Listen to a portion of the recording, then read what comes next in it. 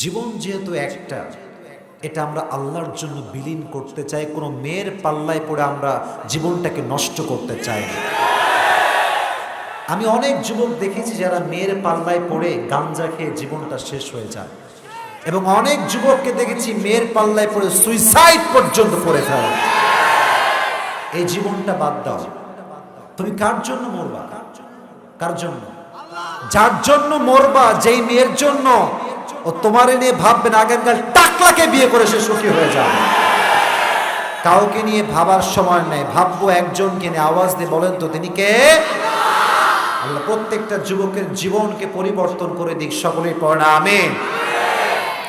আজকে আমরা যে কিতাব থেকে আয়াত তেলাওয়াত করেছি এবং যে কিতাব থেকে আজকে আমাদের লেকচার হবে, আলোচনা হবে, কিতাবটার নাম কি? জয়পুরহাটের ভাইরা, দাঁড়ায় থাকা ভাইরা কথা বলে না, নামটা কি? এই কিতাবে কোনো ভুল আছে? মুরব্বী আব্বা জানরা সহ সবাই বলেন ভুল আছে? কোনো সন্দেহ আছে? এই কিতাবটাকে মুত্তাকিদের জন্য গাইডলাইন করে পাঠিয়েছে একজন। আওয়াজ দিয়ে বলেন তো তিনি কে? আক্কেলপুরের ভাইয়ার আমাকে কিছু কথা বুঝে শুনে জবাব দিবেন। খালি হ্যাঁ করে হাসলেন, ঠিক বেঠিক সুবহানাল্লাহ, এটা ওয়াজ না। ওয়াজ আগে বুঝতে হয়, দেন এটাকে মানতে হয়, সেটাই ওয়াজ হয়। বলেন তো পৃথিবীতে সবচেয়ে সৌভাগ্যবান জাতি কারা? মানুষ না, বলেন মুসলমান। কারা? আরো জোরে। আমরাই হচ্ছি লাকি নেশন, সৌভাগ্যবান জাতি। আচ্ছা, এটা পাল্টা প্রশ্ন করি, এটাকে একটু ঘোরায় বলছি, একটু ব্রেইন খাটায় জবাব দিবেন। খালি হুহা করলে কিন্তু জবাব হবে না। বলেন তো এই পৃথিবীতে প্রত্যেকটা প্রান্তে প্রান্তে, ফিলিস্তিনে মার খায়, আমেরিকাতে মার খায়, কাশ্মীরে মার খায়, ফিলিস্তিনে লক্ষ লক্ষ ছোট্ট শিশুকে বোমা মেরে উড়িয়ে দেওয়া হয়, মা বোনদেরকে ধর্ষণ করা হয়, বোমা মেরে শত শত বিল্ডিংকে সেকেন্ডের ভেতরে চূর্ণ বিচূর্ণ করে দেওয়া হয়। এই যে জাতিটা মার খায় প্রান্তে প্রান্তে, কোনায় কোনায়, হোমলেস, স্টেটলেস, নিগৃহীত, নিষ্পেষিত, নির্যাতিত, প্রত্যেকটা জায়গায় একটা জাতি মার খায়। এই জাতির নামটাও কি? জবাবটা কিন্তু সেম হয়ে গেল যে আমরাই কপালওয়ালা, আবার আমাদের কপালটাই পুড়ে গেছে। কপালওয়ালা কেন জানেন? কারণ আমাদের কাছে কোরআন আছে। সুবহানাল্লাহ পড়লেন না সবাই? আরে কপালটা পুড়েছে কেন জানেন? আজকালকার মেয়েরা স্টার জলসা দেখে, বলিউড মুভি দেখে, হিন্দি সিরিয়াল দেখে। এগুলো দেখে মুরব্বীরা রাগ করবেন না, আমি আমার কথা শুরু করছি। এগুলো দেখে দেখে অনেক মেয়েরা বাংলার চাইতে হিন্দি বেশি বলতে পারে। কিন্তু ঠিক সেই মেয়েটা যে সারাদিন হিন্দি সিরিয়াল দেখে, স্টার জলসা দেখে, পাকিস্তানি ড্রামা দেখে, হিন্দি কথা বলতে পারে, বাট সেই মুসলমান ঘরের মেয়েটা সূরা ফাতিহা ঠিক মতো পড়তে পারবে। কপাল পড়ে গেছে, কপাল পড়ে গেছে। যুবক ইংলিশ মিডিয়ামে পড়ে, গুলশানে থাকে, ধানমন্ডি থাকে, ইংরেজি ভাষায় দক্ষ, 12 বছর বয়স, 15 বছর বয়স, কিন্তু সেই যুবকটা এক ওয়াক্ত নামাজে, 4 রাকাত ফরজ নামাজের প্রথম 2 রাকাতে 2টা সূরা সঠিকভাবে পড়বে, সেই যুবকটা পারে না। আস্তে ঠিক বলেন কেন? আপনারা সন্দেহ আছে? কথা বলেন ঠিক কিনা যুবকেরা? কপালটা পুড়ে গেছে। তো এই জাতির কপাল ভালো, কোরআন পেয়েছে। এই জাতির কপাল পুড়েছে, কোরআন তারা ভুলে গিয়েছে। এই জন্য বলতে বড় কষ্ট লাগে, আমার এই স্বাধীন মাতৃভূমিতে গানের কনসার্ট করতে কোনো পারমিশনের প্রয়োজন হয় না, যাত্রাপালা করতে কোনো পারমিশনের প্রয়োজন হয় না, তাফসীর প্রোগ্রাম করতে গেলে পারমিশন লাগে, এবং অনেক তাফসীর প্রোগ্রাম আজকে অনেক জিনিসের দোহাই দিয়ে বন্ধ করে দেওয়ার পায়তারা করা হয়। এটা মাথায় রাখতে হবে, এটা স্বাধীন মাতৃভূমি। এই লাল সবুজে পতাকা উড্ডীন করবার জন্য লক্ষ নারী নিজের জীবনকে বিলীন করেছে, ধর্ষিতা হয়েছে, লক্ষ যুবক রক্ত দিয়েছে, তার বিনিময়ে স্বাধীন মাতৃভূমি আমরা পেয়েছি। এই মাতৃভূমিতে কোরআনকে বন্ধ করবার পায়তারা চলবে, এটা মুসলমান ঘরের সন্তান বরদাস্ত করতে পারবে না। এর বিরুদ্ধে আমাদেরকে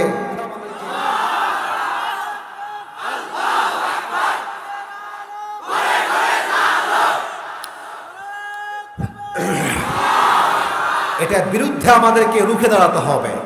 আমাদের কথা হচ্ছে একটা, যাত্রাপালার দিন শেষ, নাচ গানের দিন শেষ, কোরআন হাদিসের বাংলাদেশ। ঠিক কিনা বলো যুবকেরা?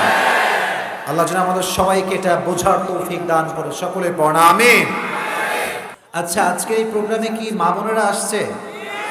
কোন সাইড আছে স্যার? ডান সাইডে ভরে গেছে। অনেক মা বোনেরা আসছে নাকি আজকে? জায়গা হয় নাই, মাশাআল্লাহ। প্রজেক্টর আছে নাকি আজকে? আচ্ছা, মা বোনেরা মনে হয় আমাকে দেখছে। মা বোনদের জন্য এই এই क्या खबर है यार, বসো। এই যে একটা সেলফির জ্বালা, কি যে জ্বালা, এই জ্বালা মহা জ্বালা। সেলফি না তুললে কয় হুজুর জনপ্রিয় না, আবার সেলফি তুললে বলবে সেলফি বক্তা। জ্বালার কোনো শেষ নাই। আমরা হুজুররা পড়ছি মহা বিপদে, ডানে গেলেও দোষ, বামে গেলেও দোষ। হুজুররা যখন দেখবেন বাংলা কথা বলে, মানুষ বলে হুজুর মানুষ ইংরেজি পারে না। আবার যখন আমরা ইংরেজি কথা বলি, ওরে বাবা, হুজুর হয়ে আবার ইংরেজিও বলে।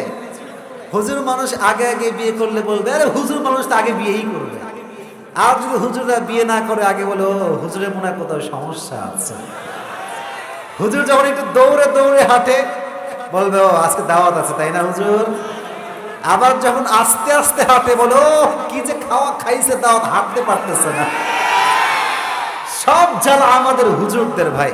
তো মেহেরবানি করে তোমরা কেউ আবেগ দিয়ে নয়, বিবেক দিয়ে কাজ করতে হবে। সেই দিন আমি বলছিলাম, চট্টগ্রামে একটা মেয়ে তার শ্বশুরকে মাইরে ফেলছে, একেবারে জায়গায় হত্যা করছে। তো বলছে তুমি তো দোষ করেছো মেয়ে। তো মেয়েটা বলছে আমি কি বলেছি আমি দোষী না? তো বলছে তুমি কেন মারলা তোমার শ্বশুরকে? বলছে মারার সময় আবেগ কাজ করছে, বিবেক কাজ করে নাই।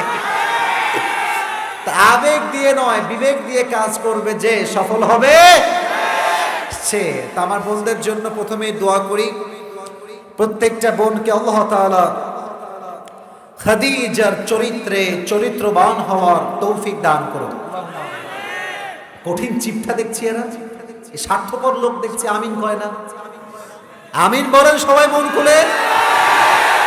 ও মানে নিজের বেলায় আমিন আর পরের বেলায় কোনো কথা নাই, তাই না? আল্লাহ প্রত্যেকটা মা বোনকে পর্দাশীল মা বোন হিসেবে কবুল করো, পড়না আমিন। মেয়েরা যদি পর্দাশীল হয়ে যায়, যুবকদের চরিত্র ঠিক হয়ে যাবে। মেয়েরা যদি দিনদার হয়ে যায়, যুবকরা দিনদার হয়ে যাবে। আর যদি কোনো মেয়ে রাস্তাঘাটে জয়পুরহাটের আক্কেলপুরের মাটিতে জিন্সের প্যান্ট আর টি শার্ট পরে ঘুরে, ওর জন্য যুব সমাজ নষ্ট হবে তা নয়, চাচার চোখও নষ্ট হয়ে যাবে ওকে দেখার জন্য। আর যদি মেয়েদের ড্রেস শুধরে যায়, আমাদের চোখ শুধরে যাবে। আর চোখ শুধরে গেলে চরিত্র শুধরে যাবে, ঠিক না? এই চোখটার সম্পর্ক চরিত্রের সঙ্গে আছে। কেমনে আছে বোঝাবো? বোঝাবো বোঝাবো মাথায় রাখবেন মুরব্বী, আমার আব্বা জানরা, যুবকেরা, যত দুনিয়াতে গুনাহের বাস্তবায়ন হয়, জেনা হয়, এটার প্রথম ইমপ্রেশন হয় চোখে চোখে। চোখে চোখ, তারপরে হাতে হাত, তারপরে জেনার দিকে আমরা এগিয়ে যাই, ঠিক কিনা বলো যুবক ভাইরা? চোখ বড় খারাপ জিনিস। চোখ যখন আপনার খারাপ হয়ে যাবে, দেখবেন যারা পর্নোগ্রাফির নেশায় আসক্ত, আই এম সো সরি, আমি আসিফকে মানুষ চেনেই এই জন্য যে আমি আসিফ বেশিরভাগ সময় সস্তা কথা নয়, বাস্তবতা নিয়ে কথা বলি। যারা পর্নোগ্রাফিতে অভ্যস্ত, ব্লু ফিল্মে অভ্যস্ত, তারা কখনো নারীকে নারীর চোখে দেখতে পারে, তারা সবসময় নারীকে ভক্ষণের চোখে তাকায়, ভোগের চোখে তাকায়। আর যেই মেয়ে নিজেকে জিন্সের প্যান্ট আর টি শার্ট পরে মনে করে আমি হামকি হলুরে, আপনি আসলে কিছুই হতে পারেন নাই। মাথায় রাখবেন, যে যত বেশি দামি সে পর্দায় চলে তত বেশি, আর যে নিজেকে যত বেশি সস্তা বানাবে সে তত বেশি বেপর্দায় চলবে, ঠিক না? আপনার সবাই ডায়মন্ডের নাম শুনছেন? ডায়মন্ড নাম শুনছেন না? হীরা নাম শুনছেন? গোল্ড, স্বর্ণ নাম শুনছেন? এবার বলেন ঢাকার যমুনা ফিউচারের নাম শুনছেন? বসুন্ধরা নাম শুনছেন? ওখানে গেলে দেখবেন গোল্ড আছে, ডায়মন্ড আছে। একটু হুজুর একটু পেছনের দিকে থাকেন, এবার আমাকে দেখা যায়, দেখা যায় আমাকে? একটু মেহেরবানি করে কোনো সাউন্ড, আপনার চেয়ারটা পেছনে নিলে আমার কলিজার টুকরা যুবকরা আমাকে দেখতে পাবে। একটু পেছনে নেন, একটু পেছনে। এটা অসম্মান, এটা ভালোবাসা, এটাই ভালোবাসা। আমরা যেন একে অপরের জন্য সহযোগী হই, আমরা যেন বদনামে অভ্যস্ত না হই, সুনামে অভ্যস্ত হই। অনেক সময় দেখবেন আমরা এত কষ্ট করি প্রোগ্রামে আসি, কিছু লোক না শুনে ওয়াজ, না করে আমল, যাওয়ার সময় বদনাম করতে করতে বাসায় ফিরে যায়। এরকম লোক যুবক ভাইয়ের আব্বাজানরা আছে না নাই? আছে না নাই? আমাদের ওয়াজ পুরো বছরে আক্কেল পরে একটা দিন, আমি এর আগেও আসি নাই, আগামীতে আসবো কিনা এটা আল্লাহ মালিক ভালো জানে, বাট আমার কথা হচ্ছে একটা একদিন ওয়াজ হবে, এটা ঐতিহাসিক ওয়াজ হয়ে থেকে যাবে, ঠিক কিনা? পরিবেশ দরকার। তো বলছিলাম ডায়মন্ড দেখবেন বস্তির দোকানে পাওয়া যায়, তাই না? বলেন হ্যাঁ না না? ডায়মন্ড কি সস্তা বাজারে পাওয়া যায়? নো নো নো নো, পাওয়া যাবে না।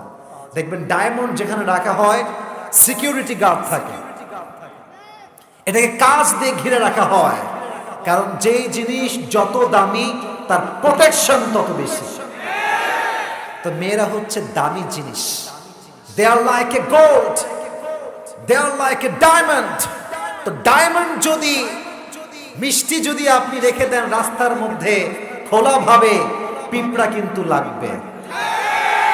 ললিপপ যদি আপনি রাস্তায় ফেলায় দেন কোনো প্রকার ঠোস ছাড়া, প্যাকেট ছাড়া, ললিপপ কিন্তু পিঁপড়াতে খাবে। আমার কথাই স্পষ্ট বোন, আপনি যত নিজেকে ঢেকে ঢেকে রাখবেন, যুবকদের কাছে আপনার সম্মান তত বেশি বেড়ে যাবে, ঠিক কিনা?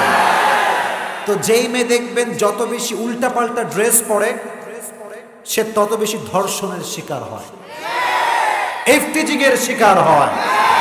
আর যে মেয়েটা হাতে মোজা, পায়ে মোজা, বোরকা সব জায়গায় ঢেকে বের হয়, যেই যুবকটা গাঁজাখোর, নেশাখোর, মদ খায়, সেও যখন বোরকাওয়ালিকে দেখে সেও সালাম করতে, স্যালিউট করতে বাধ্য হয়ে যায়।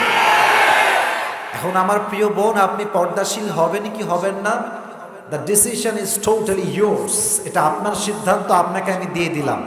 আল্লাহ আমার প্রত্যেকটা বোনকে ফাতেমার মতো, ফাতেমার মতো পর্দাশীল হিসেবে কবুল করুন। আমিনটা আসতে হয়েছে। মায়েরা পর্দাশীল হোক, এটা আমরা সবাই চাই কি চাই না? আল্লাহ প্রত্যেকটা মা বোনকে আমি আসিফের কথাগুলো বোঝার তৌফিক দান করুন, পড়া আমিন। আর যুবকদের জন্য কয়েকটা কথা বলে আমি আমার তাফসিরে যাব। আমার যুবক ভাইয়েরা দেখো, লাইফ ইজ ভেরি শর্ট, জীবন খুবই খুবই সংক্ষেপ। কালকে আমার প্রোগ্রাম ছিল লালমনিরহাট, রংপুরের নাম শুনছেন? রংপুর বিভাগের একটা জেলার নাম হচ্ছে লালমনিরহাট। কালকে প্রচন্ড কুয়াশা ছিল, এদিকে কুয়াশা ছিল কালকে, ওদিকে প্রচন্ড কুয়াশা।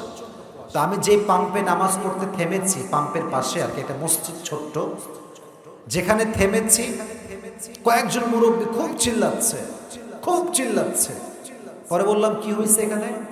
বলছে আমি আসার মাত্র 2 মিনিট আগে একজন যুবক রাস্তায় বাইক নিয়ে যাচ্ছিল, এত কুয়াশা, যুবক কিছু দেখতে পাচ্ছে না, যে ট্রাকের ড্রাইভার সেও কিচ্ছু দেখতে পাচ্ছে না, একদম সামনাসামনি লাগছে, এমন জোরে আঘাত বাইকে লাগছে, যুবক জায়গায় স্পট ডেথ, জায়গায় শেষ। এই কালকের কথা, এটা 10 বছর আগের কোনো কথা নয়, কালকের কথা বলছি। তো তোমরা যেখানে জীবিত আসছো যুবক ভাইয়ারা, জীবিত যে ফিরে যাবা বাসায়, do you have any guarantee? আবার বলছি, do you have any guarantee about it? কোনো গ্যারান্টি নাই। অতএব আমি খুতবাতে কিছু আয়াত তেলাওয়াত করেছি, আমি আমার আলোচনা এখন শুরু করতে যাচ্ছি, বাট আমরা 3টা তাকবীর দিতে চাই, একটু ভাগাভাগি করে তাকবীর দিবেন, মাইন্ডসেট ক্লিয়ার করবেন, গলা খাকানি দিবেন, জোর আসবে, কথা শুরু হবে। রাজি আছেন তো ইনশাআল্লাহ? প্রথম তাকবীর দিবেন কারা আমি বলছি, যারা বিবাহিত বউওয়ালা তারা দিবেন, আর হাসবেন না, হাসবেন না, খবরদার। আর সেকেন্ড তাকবীর দিবেন তারা যাদের বউটো কেউ নাই, সিঙ্গেল পার্টি যারা, ঠিক আছে? তা আমি দেখবো আজকে আক্কেলপুরের মাটিতে শক্তি কাদের বেশি। তো বিবাহিত ভাইয়েরা, it's time for married people, মুরব্বী আব্বা যান এবং যাদের যুবক আছে, বউ আছে যুবকদের, তারা তাকবীর দিবা। বিবাহিতরা রেডি হও, লিল্লাহি তাকবীর। এটা শুধুমাত্র বিবাহিতদের জন্য। এবার খেলা হবে। কাশি দাও একটা, অবিবাহিতরা সিঙ্গেল না, কাশি হয়নি, কাশি আমি বুঝাই দিই। কাশি দেওয়ার নিয়ম আছে। কাশি দেওয়ার নিয়মটা হচ্ছে গলায় একটা খিচুড়ি লাগতে হবে। এবার তাকবীর দেন সিঙ্গেল পার্টিরা, লিল্লাহি তাকবীর। সিঙ্গেল না বিনা ভোটে পাস করছে, কঠিন তাকবীর, মাশাআল্লাহ। এবার আমরা সবাই মিলে তাকবীর দিব, ঠিক আছে? সবাই বিবাহিত অবিবাহিত এমন একটা তাকবীর দিবেন যেন প্যান্ডেল ভেঙে পড়ে যায়। জোরে সবাই এবার কাশি দেন, লিল্লাহি তাকবীর। আল কোরআনের আলো, আল হাদিসের আলো, কোরআন হাদিস যেখানে, আলেম ওলামা যেখানে, আক্কেলপুরবাসী যেখানে, আল্লাহ কবুল করো। সকলে পড়েন আমিন। আমাদের শেষ নবীর নাম হচ্ছে মুহাম্মদুর রাসূলুল্লাহ সাল্লাল্লাহু আলাইহি ওয়াসাল্লাম। আমার নবীর মতো সুন্দর সুদর্শন যুবক আল্লাহর জমিনে দ্বিতীয়টা আর কেউ কি হতে পারে? এই নবীর উম্মত হতে পেরে আমরা সবাই খুশি না বেজার? সকলেই মন খুলে পড়েন আলহামদুলিল্লাহ। Today inshallah, stop, keep quiet and keep silent. Today inshallah we will talk about the three characteristics of last messenger Muhammad sallallahu alayhi wasallam. আজকে আমরা নবীজির জীবন থেকে তিনটা সুন্দর বৈশিষ্ট্য নিয়ে কথা বলবো এবং আমি ইনশিওর করছি যে এই তিনটা বৈশিষ্ট্য শুনবে তার মস্তিষ্ক ঠান্ডা হবে তা নয়, তার কলিজাই ঠান্ডা হয়ে যাবে। মনোযোগ থাকতে হবে। আর হ্যাঁ, পকেটটা একটু চেক করি, দেখি তো কি অবস্থা। পকেটটা কি মানি ব্যাগটা নিয়ে আসছি? মানি ব্যাগটা ভুলে গেছি আজকে ভাই। তবে দেখি তো খুচরা 2 পয়সা আছে কিনা। হ্যাঁ, টাকা আছে। হ্যাঁ, আচ্ছা আচ্ছা, মানি ব্যাগটা পকেট ওই আপনার গাড়িতে রেখে আসছি। এখানে কত আছে? 100, 200, 300, 400, মোটামুটি 500 আছে। এটা আমি রাখলাম। আমার ওয়াজ যে শুনবে শেষে গিয়ে বলতে পারবে চাহে ও জওয়ান হোক। দেখবো আজকে হাজার হাজার জনতার ভিড় থেকে আমার থেকে টাকাটা ছিনিয়ে নিয়ে যায়। রাজি আছেন তো ইনশাআল্লাহ? তাহলে একটু অ্যাক্টিভ হন। বলেন নবীজির জীবনের কয়টা বৈশিষ্ট্য? এটা তো আওয়াজ হইতে পারে না আপনাদের? জোরে বলেন কয়টা? তিনটা। Number 1, how was the prophet look like? আমার নবীজি দেখতে কেমন ছিলেন? নাম্বার 1। নাম্বার, আমি বলি, আমাকে বলতে হবে। 1 নাম্বার বিষয় হচ্ছে এইটা। 2 নাম্বার বিষয় হচ্ছে how was the behavioral characteristics of last messenger Muhammad sallallahu alaihi wasallam? নবীজির আচরণ কেমন ছিল, ব্যবহার কেমন ছিল, এটা হচ্ছে 2 নাম্বার বিষয়। এটা খুব অ্যাক্টিভ তো, তাই আগে লাভ মারতেছে। যাই হোক, আমি বলছি কোনো সমস্যা নাই, মাথায় রাখবেন। আমি চাইলে কিন্তু ধমক দিতে পারি কোথায় কোথায়, বাট ধমক আমি দিব না, কারণ আমি জানি ধমকের চাইতে ভালোবাসার ব্যবহারটা সবচেয়ে বেশি দামি এবং কার্যকর। আমি আসিফ যদি ভাবে আরে আমি তো সেলিব্রিটি নাম্বার 1, আমারে কে ঠেকায়, কত ইজ্জু মান তাশা ওয়া তুদিল্লু মান তাশা, আল্লাহ আমার উঠাইছে আকাশ বরাবর, বেশি বাড়াবাড়ি করলে থাপ্পড় দিয়ে নামাইতে আল্লাহর 1 মুহূর্ত সময় লাগবে না। ভাব হবে কম, কাজ হবে বেশি। 2 নাম্বার, নবীর আচরণ কেমন ছিল। 3, নবীজির উম্মতের জন্য মায়া ভালোবাসা কেমন ছিল। আগেই পড়ব সুবহানাল্লাহ। এই 3টা বিষয়কে আমরা হাইলাইট করব। নাম্বার 1 ছিল how was the prophet look like? নবীজি দেখতে কেমন ছিল। আমি একদম কপাল থেকে নিয়ে পুরো বডির স্ট্রাকচার আপনাদেরকে শোনাবো আজকে। নবীজি দেখতে কেমন ছিলেন। এদিকে আমার দিকে চোখে চোখ রাখেন, একটু মাইন্ডসেট ক্লিয়ার রাখেন। নবীজির এই যে ডান হাত, নবীজি বলতেন আমার ডান হাতের ভেতরে আল্লাহ তাআলা জান্নাতি 40 জন পুরুষের শক্তি ঢুকিয়ে দিয়েছে। জোরে সোরে সুবহানাল্লাহ সবাই পড়েন। নবীজির এই যে বুকটা ছিল, এটা ছিল উঁচা, এবং এই যে পেট এটা ছিল নিচা, আর আমরা হয়েছি তার উল্টা। বুঝলে বুঝপাতা, না বুঝলে তেজপাতা। উল্টা মানে কি জানেন? কিছু কিছু লোকের ভুঁড়ি এত বিশাল, এ যদি রিক্সায় যায় দেখবেন রিক্সার টায়ার পাংচার হ হ ভাব। আর কিছু লোকের ভুঁড়ি এত মোটা, রিক্সায় 3 জন বসতে পারে একটা রিক্সায়, বাট ওই একা বসলে জায়গা কভার হয়ে যায়। আমাদের বুকটা হয় বেশিরভাগ সময় চাপা, আর ভুঁড়ি হয় এরকম লম্বা। নবী যেরকম ছিলেন না, নবীর বুক ছিল উঁচা, পেট ছিল চাপা। সুবহানাল্লাহ পড়লেন না? কানা কাফফুহু আলিয়ানু মিনাদ দিবাজ, নবীজির হাতের তালুটা ছিল সফটার দেন সিল্ক, রেশমের চাইতে বেশি মোলায়েম ছিল নবীজির হাতের তালু। সুবহানাল্লাহ পড়েন।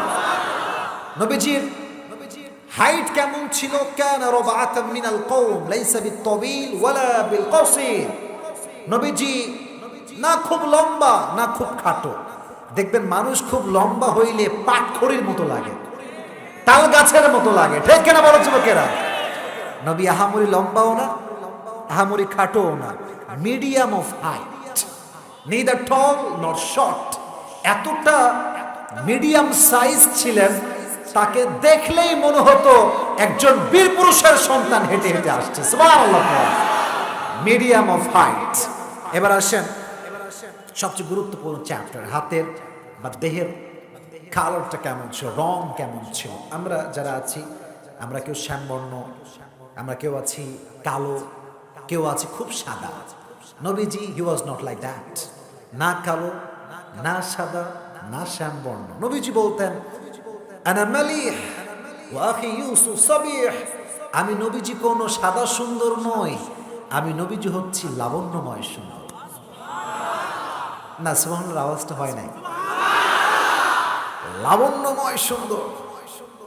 আপনারা দেখবেন অস্ট্রেলিয়ার একটা মেয়ে যদি বাংলাদেশে আসে, don't mind and don't take it negatively, যা বলছি বুঝবেন, মেয়ে যতই ফর্সা হোক বাহ্যিক দেখতে ভাল লাগতে পারে, বাট বিয়ে করতে মন চাইবে না।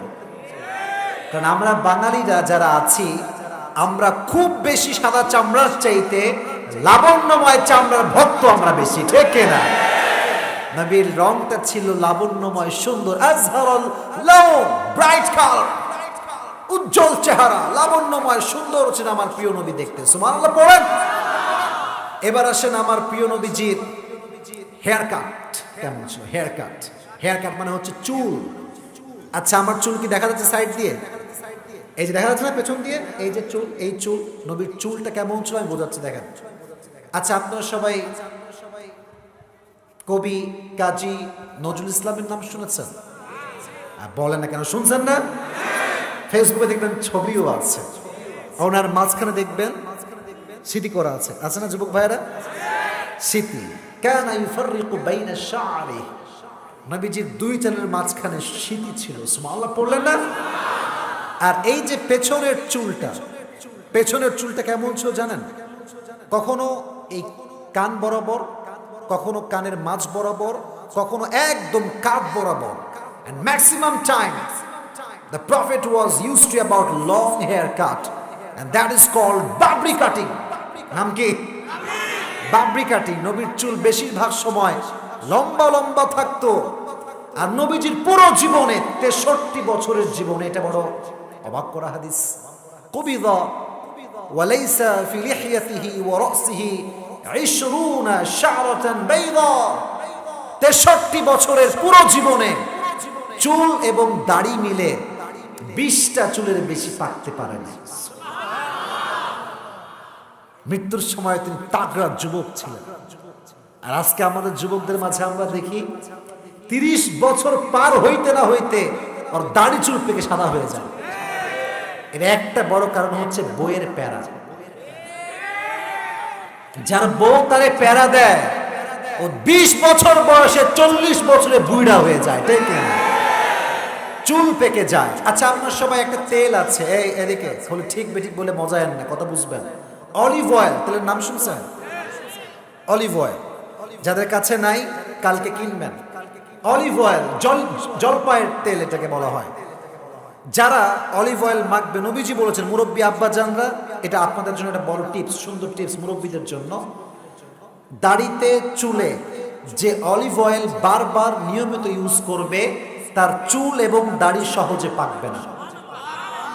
সুবহানাল্লাহ, জোরে সোরে পড়লেন না? নবীজির হাদিস। আরো হাদিস বলছি, যে ব্যক্তি চামড়াতে অলিভ অয়েল মাখবে দেখবেন শীতকালে চামড়া ভাঁজ পড়ে যায় না? ভাঁজ আছে না নাই? আমরা লোশন মাখি, ক্রিম মাখি, বাট কেউ যদি অলিভ অয়েল তাদের চামড়ায় মাখে, নবীজি বলেছেন তার চামড়ায় কখনো বৃদ্ধ বয়সের ছাপ পড়বে না। সুবহানাল্লাহ পড়ে। বয়সের সঙ্গে এত বেশি তার চামড়া বৃদ্ধ হবে না। তো নবীজির চুল পুরো জীবনে কয়টা থেকে ছিল? 20টা। বলেন কয়টা? 20টা। এবার আসেন নবীজির কপালটা কেমন ছিল? প্রশস্ত কপাল ছিল, নাক আশাম্মুল আনফ, লম্বা নাক ছিল, বোচা কোনো নাক ছিল না। সুবহানাল্লাহ পড়ে। সর্বশেষ কথা, এটা হচ্ছে আমার পিঠের লেফট সাইড, এই আমার চোখের দিকে না, আমার হাত যেদিকে দিচ্ছি এদিকে তাকান। নবীজি পিঠের ঠিক বাম সাইডে এই জায়গাতে উনি যে লাস্ট মেসেঞ্জার, উনি যে শেষ নবী, এটার নিদর্শন হিসেবে আল্লাহ তার পিঠের বাম পাশে একটা সিল মেরে দিয়েছে। সুবহানাল্লাহ পড়ে। শেষ নবী, লাস্ট মেসেঞ্জার। নবীজি কিন্তু এমন একজন নবী ছিলেন, উনি যেমন সামনে দেখতে পেতেন, এট দ্য সেম টাইম তিনি পেছনে কি হচ্ছে তাও দেখতে পেতেন। কেমনে দেখতে পেতেন? সাহাবা একরাম বলতো নবীর পিছে যেই মুহরুন নবুওয়া ছিল, it was like a CC camera, back side close circuit CC camera. সামনে যেমন দেখতেন, এট দ্য সেম টাইম পেছনে কে কি করছে তাও নবীজি দেখতে পেতেন। সুবহানাল্লাহ পড়ে। একবার নবীজি একটা ছোট্ট হাদিস বলছি, যুবক ভাইরা ভালো করে শুনবেন। নবীজি ডাক দিয়ে বলতে, সাহাবা একরাম শোনো, তোমাদের কারো হক কি আমি নষ্ট করেছি? কোন হক কি নষ্ট করে আমাকে তোমরা বলে দাও, আজকে তোমাদের হক আমি আদায় করে দিব। সব সাহাবী চুপচাপ, কেউ কোনো কথা বলে না। হঠাৎ করে একজন সাহাবী বলছে, ইয়া রাসূলুল্লাহ, আপনি আমার একটা হক নষ্ট করেছেন, আপনি আমার একটা অধিকার নষ্ট করেছেন। কি? বলছে যুদ্ধের ময়দানে যুদ্ধ হচ্ছিল, আপনি তরবারির আঘাত একজন কাফেরকে মারতে গিয়ে ওই আঘাতটা আমার পিঠে লেগেছে। যদি আপনি হকটা আদায় করতে চান, যুবকেরা কান খাড়া, মুরব্বী আব্বা জানরা কানটা খাড়া করেন, যদি আপনি হকটা আদায় করতে চান তাহলে আমিও আপনাকে একটা তরবারির আঘাত করতে চাই। নাউজুবিল্লাহ পড়লেন না? এইটা শুনে ওমরে ফারুক তো এমনিতেই গরম মানুষ, আরো রেগেছে। আরে কি খবর, তোর সাহস কত বড় রে, তুই নবীর গায়ে হাত তুলবি? খালি এদিকে আয় বেটা, তোর খেলা আমি দেখাচ্ছি কারে কয় খেলা। তো নবী বলছে, ওমর স্টপ স্টপ স্টপ, থামো, let him do his work. তুমি থামায় দিও না, ওকে ওর কাজ করতে দাও। সে এবার নবীর কাছে আসছে, পিঠের কাছে, বলছে, ইয়া রাসূলুল্লাহ, যখন আপনি আমাকে আঘাত করেছিলেন ওই সময় আমার পিঠে কোনো জামা ছিল না, আমার দেহ ছিল উলঙ্গ দেহ। আপনি যদি হকটা আদায় করতে চান তাহলে আপনাকে আপনার জামাটা খুলতে হবে। এইটা শুনে ওমরে ফারুক বলছে, নবী আমি আর পারবো না, আমার আপনি ছাড়েন, আজকে ওর একদিন কি আমার একদিন। নবীজি বলছে, খবরদার খবরদার, এটা আল্লাহর হক নয়, এটা বান্দার হক। আল্লাহর হক আল্লাহ মাফ করতে পারে, বাট বান্দার হক বান্দা মাফ না করলে আল্লাহ কিন্তু মাফ করে না। ঠিক কেনা বল যুবকেরা? নবী বলছে, ওমর স্টপ, থামো, ওকে আসতে দাও। সে যখনই নবীর কাছে আসছে, এদিকে তাকান, নবীজি হালকা করে পিঠের কাপড় একটু উঠিয়েছে। মুহরুন নবুওয়াত যখনই একটু বের হয়েছে, ওই সাহাবী দৌড় দিয়ে এসে নবীকে আঘাত করবে তো বহুত দূর কি বাত হে মেরে দোস্ত। যখন নবীর পিঠের কাছে আসছে, মারা বাদ দিয়ে নবীর নবুয়তের যে মুহরুন নবুওয়া আছে ওখানে ঠাস করে চুমু খেয়ে ফেলছে। এসেই চুমু দিয়েছে আর থর থর থর থর করে কাঁপছে আর কাঁপছে। ইয়া রাসূলুল্লাহ, আমি আপনাকে আঘাত করতে চাই না, আমার বাবা, আমার মা, আমার পুরো বংশ আপনার ভালোবাসায় কোরবান। আমি তো শুনেছি নবীর হাতের সঙ্গে যে হাত লাগে সেই হাতে কখনো জাহান্নামের আগুন আর স্পর্শ করতে পারে না। নবীর ঠোঁটের সঙ্গে যে ঠোঁট লাগবে সেই ঠোঁট কখনো জাহান্নামের আগুনে পুড়তে পারে না। সুবহানাল্লাহ বলেন না? আমি তো আপনাকে চুমু দিয়েছি একটা কারণ হচ্ছে আমি আমার ঠোঁটকে জাহান্নামের আগুন থেকে পরিত্রাণ করার জন্য লিখবা আমি নবীর দাড়ি রাখলাম, কে কি বলবি বল, আই ডোন্ট কেয়ার, ঠিক না? দাড়ি রাখতে হবে যুবক ভাই, নবীর আদর্শের জায়গা হচ্ছে দাড়ি। যে দাড়ি রাখে কবরে তাকে পরিচয় দেওয়া লাগে না যে আমি মুসলমান, তার দাড়ি বলে আমি মুসলমান ঘরের সন্তান, ঠিক না? তাহলে এক হচ্ছে নবীজি দেখতে কেমন ছিলেন, দুই নবীজির আচরণ। ওই নীলগঞ্জি কই যায়, নীলগঞ্জি, ওই নীলগঞ্জি, ওই কাহা যা রে হো यार, বসেন। ও এক নাম্বার লাগছে তাই? এখন তো 12টা বাজে নাই ভাই, আমি তো 12টা পর্যন্ত ওয়াজ আছে করেই ছাড়বো, যে যাই বলুন, নাকি আগেই দোয়া করতে হবে? আমি আসছি কিন্তু আপনাদের এখানে 10:30টার পরে, আমার একটা নৈতিক দায়িত্ব আছে। আমি ওয়াদা করেছি 1 ঘন্টা ওয়াজ করব, বাট 1 ঘন্টা নয়, আজকে 1 ঘন্টার বেশি ওয়াজ হবে। রাজি আছেন ইনশাআল্লাহ? নবীর আচরণ কেমন ছিল? আচ্ছা এবার একটা নলেজ চেক করি। নলেজ বলেন, নবীজির মেয়ের নাম ছিল কি? এই যে এরা বলছে, এরা বলে নাই, বলেন নাম কি? আর একটু প্রশ্ন করছি, বাধাবার স্বার্থে নয়, একটু অ্যাক্টিভ রাখার জন্য প্রশ্ন করছি। নবীকে আল্লাহ তাআলা একজন মেয়ে দিয়েছেন, তার নাম হচ্ছে ফাতেমা। এই ফাতেমার ঘরে 2টি সন্তান হয়েছিল, এক হচ্ছে হাসান আর এক হচ্ছে হুসাইন। মারহাবা, মাশাআল্লাহ, খুব নলেজ আছে আপনাদের, মাশাআল্লাহ। শেষ প্রশ্ন, বলেন তো হাসান এবং হুসাইনের বাবার নাম কি ছিল? আলী রাদিয়াল্লাহু তাআলা আনহু। আচ্ছা প্রিয় ভাইরা, আমি যদি বাবা হই, আমার মেয়ের যদি 2টা ছেলে হয়, তো তারা আমার সম্পর্কে কি লাগে? নাতি। আর আমি সম্পর্কে কি লাগি? নানা। মাশাআল্লাহ। তো নবী ছিলেন হাসান এবং হুসাইনের নানা। নানা এবং নাতির ভালোবাসা কেমন ছিল, আমি একটু কয়েকটা হাদিস পেশ করতে চাই। এটা তাকবীর দেন, লিল্লাহি তাকবীর। ঈদের দিন আমাদের ঈদ কয়টা? এক হচ্ছে ঈদুল ফিতর, আর একটা হচ্ছে ঈদুল আজহা। ঈদুল ফিতর যেই দিন আসতো, নবীজি ফাতেমার ঘরে আসতেন, এসেই ডাক দিয়ে বলতেন, ইয়া ফাতেমা আইনা লুকা, ও ফাতেমা আমার 2টা দুষ্টু বাবু 2টা কোথায়, আমার কাছে পাঠিয়ে দাও। ফাতেমা রাদিয়াল্লাহু তাআলা আনহা গোসল করাতেন, সুন্দর করে জামা কাপড় পরাতেন, আর যখন টুপি দিতেন বলতেন, ও হাসান ও হুসাইন, নবীর কাছে যখন তুমি প্রবেশ করবা, নবীর আগে তুমি গিয়ে সালাম পেশ করবা। কিন্তু যখন হাসান এবং হুসাইন আসতো, হাসান এবং হুসাইন সালাম পেশ করবার আগে নবীজি নিজে তার নাতিদেরকে সালাম পেশ করে দিতে। সুবহানাল্লাহ। এন্ট্রি নিবে যখন, নাতিরা নিয়ত করেছে আমরা নাকি আগে সালাম দিব আজকে, বা নবী এত অ্যাক্টিভ, নাতিরা নবীর কাছে আসার সঙ্গে সঙ্গে নাতির আগে নবীজি সালাম পেশ করতেন। এগুলো কিন্তু পুরস্কার নেওয়ার সময় বলতে হবে নবীজি কি কি করতেন ব্যবহারের ক্ষেত্রে। এক, কি দিতেন? নাউজুবিল্লাহ, এত আস্তে খেলতে পার, জোরে কম, আবার বলেন কি দিতেন? মনে করেন ছোট্ট বাচ্চা রাস্তা দিয়ে হেঁটে যাচ্ছে, ওকে দেখলে আপনি কি দিবেন? একটু প্র্যাকটিস করেন, বলেন আসসালামু আলাইকুম। ওয়ালাইকুম আসসালাম। এই তো বাচ্চাদেরকে সালাম দিবেন, ও আজকে আপনার থেকে সালাম শিখবে। একটু বড় হয়ে কেউ সালাম দেওয়ার আগে সে নিজেই সালাম পেশ করবেন। নবীর আদর্শ শিখে না। এক, সালাম দিতেন। দুই, হাসান এক পাশে, হুসাইন আর এক পাশে, আসলে 2জনকে 2 বুকে এইভাবে জড়িয়ে ধরতেন। আচ্ছা আক্কেলপুরের যুবক মুরব্বী আব্বাজানরা, একটা প্রশ্ন, আপনারা সবাই এই যে ঘোড়া হওয়া বোঝেন? সবাই ঘোড়া হওয়া, ওই যে ঘোড়া হয়ে আমরা বাচ্চাদেরকে ঘাড়ে নিয়ে ঘুরে বেড়াই না মাঝে মাঝে, মুরব্বীরা ভালো বুঝবে। তো নবীজি হাসান এবং হোসেনকে ঘোরাবার জন্য, ঘরে ঘোরানোর জন্য নিজেই একটি ঘোড়া হয়ে যেত। সুবহানাল্লাহ নাই আপনাদের মুখে সবার? ঘোড়া হয়ে ঘুরতেন। একদিন ঘুরছে ঘোড়া হয়ে, সামনে আছে হাসান, পেছনে আছে হুসাইন। একজন সাহাবী হঠাৎ করে ঘরে ঢুকে গিয়েছে, তার নাম হচ্ছে জাবের রাদিয়াল্লাহু তাআলা আনহু। দেখেই, ইয়া রাসূলুল্লাহ আপনি ঘোড়া হয়ে আছেন, সাওয়ারি কারা? বলছে হাসান এবং হুসাইন।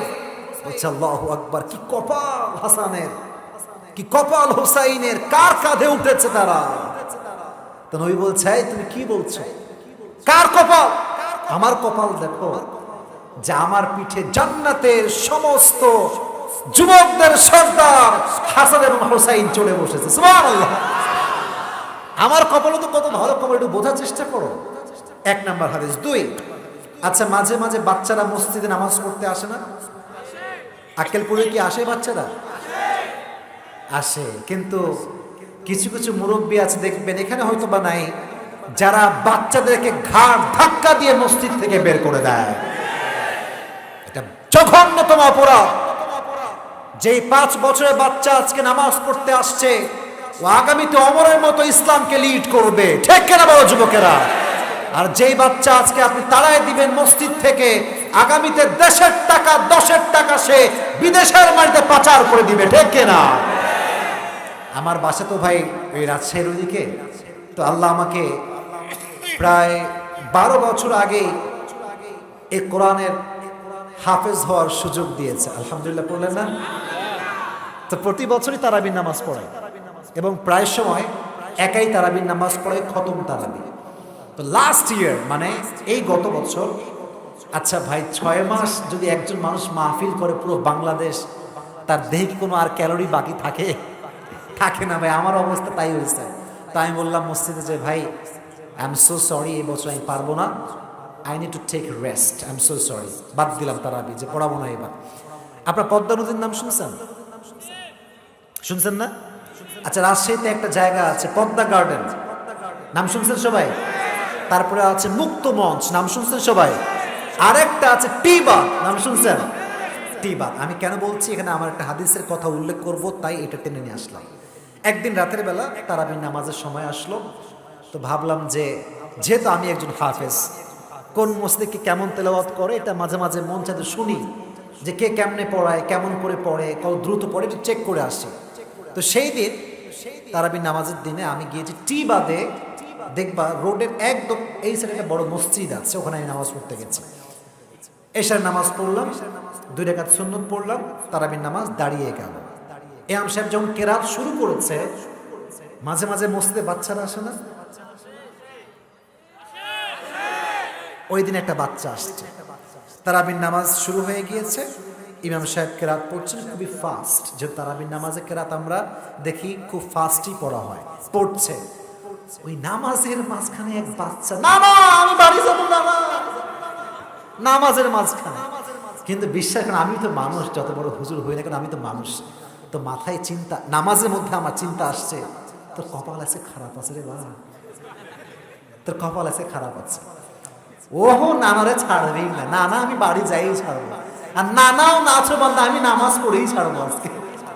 তো নানা নামাজ ছাড়ে না, কিন্তু সামনে কাতারে আছে, খুব সেন্সিটিভ কাতার, পেছনে হলে কোনো সমস্যা নেই, পেছনে পেছনে শেষ, সামনে মানে পুরো মসজিদ তো একটা তামাশার জায়গা হয়ে গিয়েছে, ঠিক আছে যুবক ভাইয়েরা? তো নামাজে ভাবছি ওর অবস্থা খারাপ হবে। তো যখন নামাজ, ইমাম সাহেব আসসালামু আলাইকুম রাহমাতুল্লাহ, আসসালাম, এই সালাম ফিরাই দেখি সামনে একটা মুরব্বি রয়েছে, এমন খেকা খাবারে উঠছে, বাচ্চা 10 হাত দূরে পালাইছে। আমার মনে হয় ওই দিন বাচ্চা নিয়ত করে গিয়েছে, আজ হাম চলে গয়ে আর কভি ওয়াপস नहीं आएंगे, ঠিক না বলেছে ওর ভাইরা? ভালো ভালো, বাচ্চা যাওয়ার সময় তওবা করে গেছে, এই আমার জীবনের শেষ, জীবনে আর মসজিদে আমি আসবো না। তো আপনার জন্য যদি কোনো বাচ্চা মসজিদ থেকে বিমুখী হয়ে যায়, কিয়ামতের দিন কঠিন বিচারে কারণে আপনাকে দাঁড় করানো হবে, ঠিক না বলা? খুবই সাবধান মুরব্বী আব্বাজান। এবার হাদিস শোনাচ্ছি, যে হাদিসে বলতে চাচ্ছিলাম। একবার নবীজি মসজিদে নববীতে নামাজ পড়তে দাঁড়িয়েছে, আল্লাহু আকবার, সানা পড়েছেন, কিরাত পড়েছেন, রুকু দিয়েছেন, যখন সেজদায় গিয়েছে, সেজদা থেকে আর ওঠে না। 5 মিনিট 7 মিনিট সেজদা থেকে নবীজি ওঠে না। পেছনের মুসল্লি যদি আমরা হইতাম, একটাও হাড়ি কিন্তু খুঁজে পাওয়া যেত না। কিন্তু কোন সাহাবী কিন্তু কেউ যায় না, সবাই সেজদাতেই আছে। বাট কিছু সাহাবী ছিল একটু চঞ্চল টাইপের, কারণ সবাই কিন্তু একই মনোমাইন্ডের হয় না। যেমন আবু বকর ছিল নরম মনের মানুষ, ওমরে ফারুক ছিলেন গরম মনের মানুষ, ঠিক না বলো যুবকেরা? তো একজন সাহাবী একটু দুষ্টামি করে সেজদা থেকে, এদিকে আমার বডি দেখেন, এইভাবে মাথা তুলছে একটু দেখার জন্য, কি রে নবীজি ওঠে না কেন রে, নবীজি কি বেঁচে আছে না শেষ হয়ে গেল, চোখ তুলছে এমনি।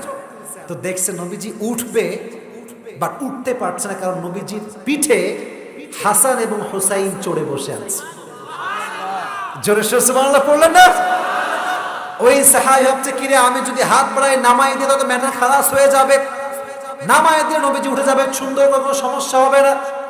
যখনই হাত বাড়িয়েছে এমনি নামানোর জন্য, নবীজি নামাজ থেকে এমনি শক্ত করে হাত ধরছে, কথা বলেন নাই, জবান দিয়ে কথা বলেন নাই, হাত ধরেছে আর মেসেজ দিয়েছে, আমার নাতিরা যতক্ষণ পর্যন্ত আমার কাঁধে আছে আমি নবীজি সেজদা থেকে উঠতে পারবো না। সুবহানাল্লাহ পড়া মেসেজ।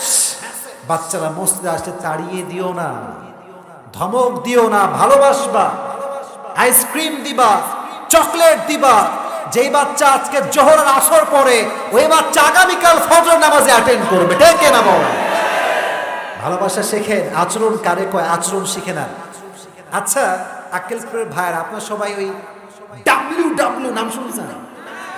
কুস্তি আছে না নাই? তো কুস্তি মানে খালি ধৈর্য ফেলে দেন তা কিন্তু কুস্তি না। কুস্তির একটা পাঠ হচ্ছে পাঞ্জা খেলা। এই যে এমনে এমনে এমনে পাঞ্জা আমরা খেলি। তো নবীজি মাঝে মাঝে হাসান এবং হোসাইনকে পাঞ্জা খেলাতেন। একবার নবীজি পাঞ্জা খেলাচ্ছেন, হাসান এবং হোসাইন ধরে আছে দুই হাত। তো নবীজি বারবার বলছে, হোসাইন শাবাশ, হোসাইন শাবাশ। কিন্তু পাশে মা ফাতেমা বসে আছে, বলছে নবী হোয়াট ইজ দিস, দুইটাই আপনার নাতি, দুইটাই আমার ছেলে, শাবাশ দিলে দুইজনকে দিবেন, আপনি খালি হোসাইন শাবাশ, হোয়াট ইজ দিস? তো নবীজি বলছে থাম থাম থাম, রাগ করো না, রাগ করো না, আমি শাবাশ দিচ্ছি কেন জানো? হোসাইনের পাশে জিব্রাইল বসে আছে, আর জিব্রাইল হোসাইনকে শাবাশ দিচ্ছে, তাই আমি নবীজিও হোসাইনকে শাবাশ দিচ্ছি। সুবহানাল্লাহ পড়া। কি আচরণ, কি ভালোবাসা, যে এই আচরণ দেখার জন্য স্বয়ং জিব্রাইল আসমান থেকে নবীর কাছে নেমে আসতো। সুবহানাল্লাহ পড়লো না সবাই? তাহলে দেখেন, বাচ্চা দেখলে কিছু কাজ করবেন। এক, বাচ্চা দেখলে আগে দিবেন, শুনি নাই, আগে দিবেন, নাম্বার 1। নাম্বার 2, বাচ্চা দেখলে বুকের সঙ্গে জড়িয়ে ধরবেন।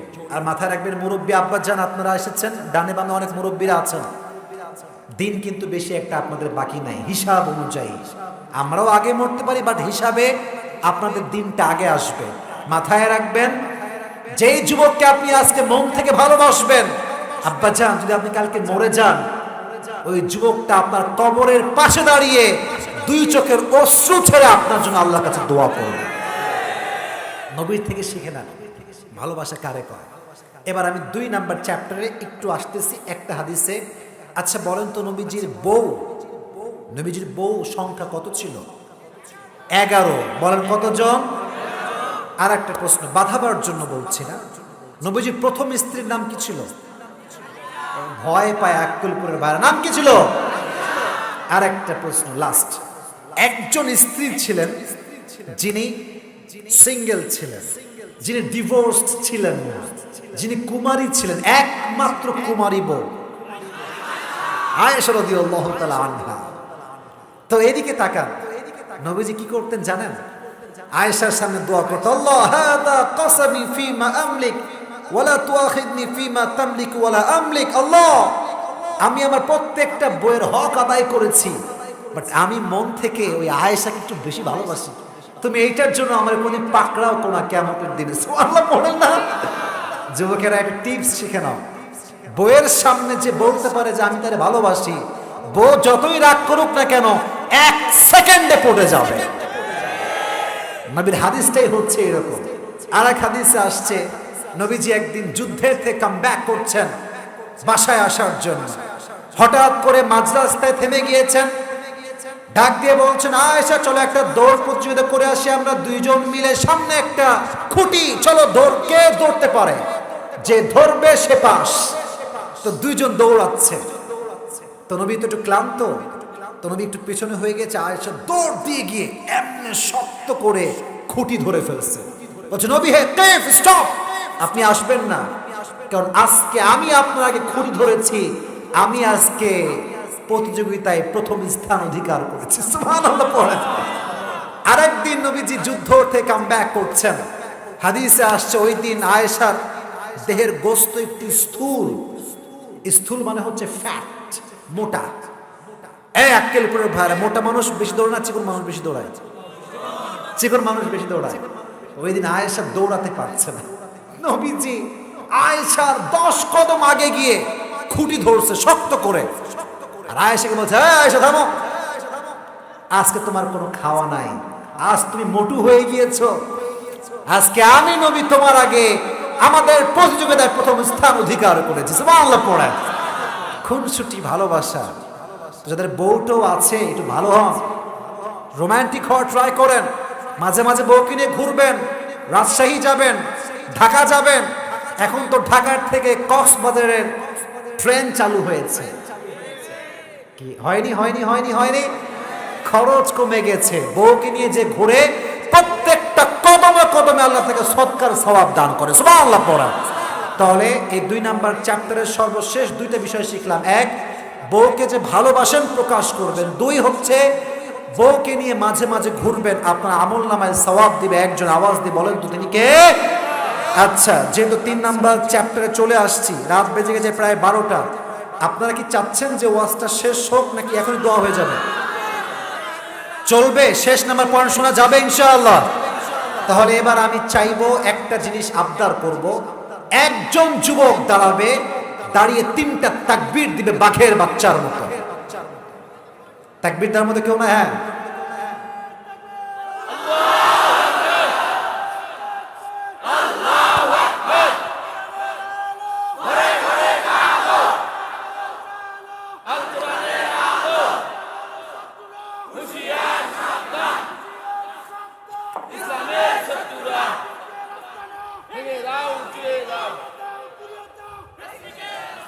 শেষে গিয়ে মরে গেছে এরা।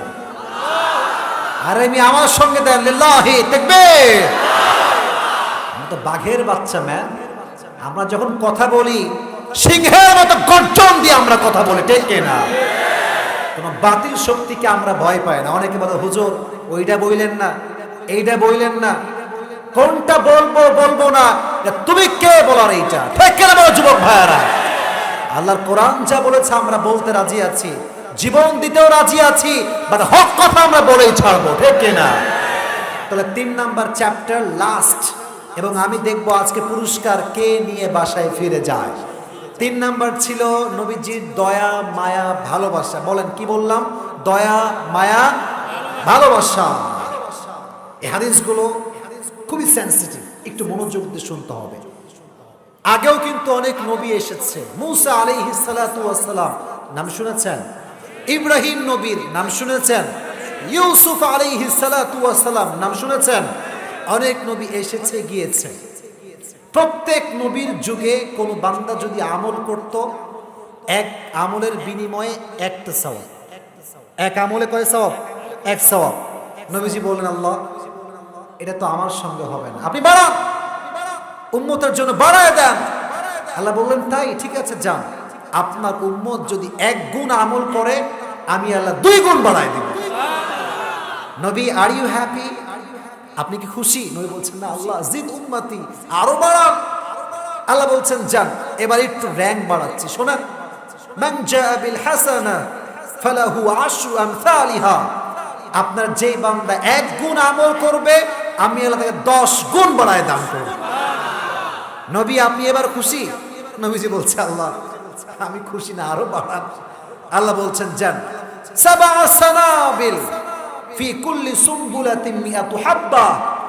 আপনার যে উম্মত 1 গুণ দান করবে আমি আল্লাহ তাকে 700 গুণ বাড়ায় দান করব। এই চাদরওয়ালারা কই উঠে? বাচ্চা বসে পড়েন, মুরব্বী একজন আছে, আপনি বসে পড়েন। কেউ বিশৃঙ্খলা করবে না। শেষ ভালো যার, শুনি নাই, শেষ ভালো যার।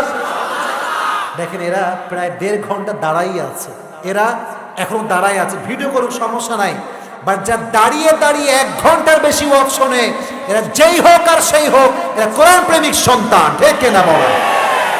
মাশাআল্লাহ, খুব ভালো লাগলো। আল্লাহ বললেন 700 গুণ বাড়ালাম, আপনি খুশি? নবীজি বলছে, আমি খুশি না, আরো বাড়ান। তো আল্লাহ বলছেন যান, শেষ কথা শোনেন। আল্লাহ বলছে ইন্নামা ইউওয়াফাস সাবিরুনা আজরাহুম বিগাইরি হিসাব। ও নবী, আপনার যে উম্মত ধৈর্যশীল হবে কিয়ামতের দিন আল্লাহ তাকে বিনা হিসাবে জান্নাতে প্রবেশ করাবে। নবী, এবার কি আপনি খুশি? নবীজি বলছে ঠিক আছে, আমি খুশি আছি, বাট আরেকটা অফার দেন, একটা ভালো অফার। তো আল্লাহ বলছে যান, লাইলাতুল কদরি খায়রুম মিন আলফি শাহর। আপনার উম্মত যদি কদরের রাত্রি জাগরণ করে 1000 মাস, হাজার মাস ইবাদত করে যে সওয়াব হবে, এক রাতে আল্লাহ তার চাইতে অধিক সওয়াব দান করবে। নবীজি বলেন আল্লাহ এবার ঠিক আছে, আমি খুশি হয়েছি। আর একটা হাদিস, আচ্ছা আমরা সবাই তারাবির নামাজ কেউ পড়ি 20 রাকাত, কেউ পড়ি 8 রাকাত। মারামারি করার জন্য আসি নাই, যার যা ভালো মনে হয় পড়েন, বাট মাথায় রাখবেন তারাবির নামাজ কিন্তু ফরজ নয়, এটা হচ্ছে সুন্নতে মুআক্কাদা, করিবুল ওয়াজিব, ওয়াজিবের কাছাকাছি।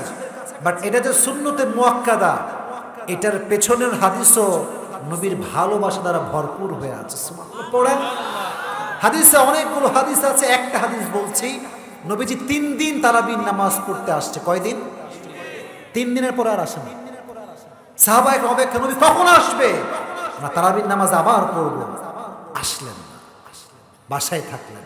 ফজরে আসছে, ইয়া রাসূলুল্লাহ আপনি আসলেন না কেন? আমরা সবাই অপেক্ষায় ছিলাম। নবীজি বলতেন সাহাবায়ে কেরাম, আমি যদি আসতেই থাকি আর তারাবি যদি ফরজ হয়ে যায়, আমার উম্মতের জন্য কষ্ট হয়ে যাবে, আর উম্মতের কষ্ট হবে, এটা আমি নবী কখনো বরদাস্ত করতে পারবো না। সুবহানাল্লাহ পড়ে। মায়া, ভালোবাসা। আর একটা সুন্দর হাদিস মনে পড়ে গিয়েছে। আয়েশা আসছে, নবীর বউ।